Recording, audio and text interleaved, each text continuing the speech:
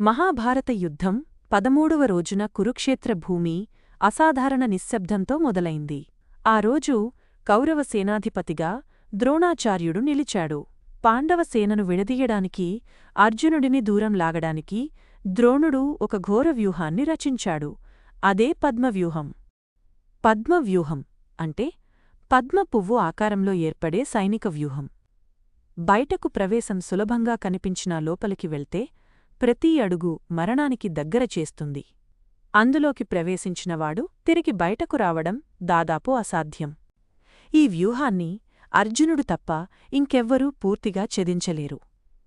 కాని ఆ రోజు శ్రీకృష్ణుడు ఉద్దేశపూర్వకంగా అర్జునుడిని మరో యుద్ధంలోకి పంపించాడు.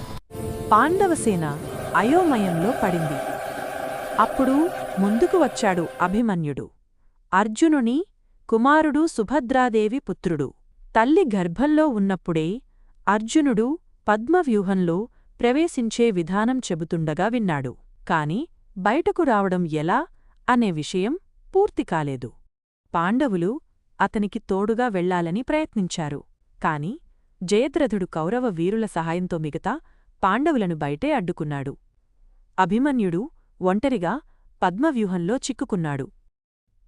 లోపల ఒక్కొక్కరుగా కౌరవ మహావీరులు ఎదురయ్యారు. కర్ణుడు, ద్రోణుడు, కృపాచార్యుడు, దుశ్శాసనుడు, అశ్వత్థామ. అభిమన్యుడు తన వీరత్వంతో అందరినీ ఆశ్చర్యపరిచాడు. అతని బాణాలు వర్షంలా కురిశాయి. రథాలు విరిగాయి. వీరులు క్షతగాత్రులయ్యారు. కాని ధర్మయుద్ధ నియమాలు ఒక్కొక్కటిగా విరిగాయి. అభిమన్యుడి రథం ధ్వంసమైంది. ఆయుధాలు పగిలాయి. చివరకు చేతిలో గదితోనే యుద్ధం చేయాల్సి వచ్చింది. ఒకే వీరుడిపై అనేకమంది కలిసి దాడి చేశారు. ఇది ధర్మానికి విరుద్ధం. అయినా కౌరవులు ఆగలేదు. చివరికి అభిమన్యుడు భూమిపై కూలిపోయాడు. కాని అతని శరీరం పడిపోయినా అతని పేరు అమరమైంది.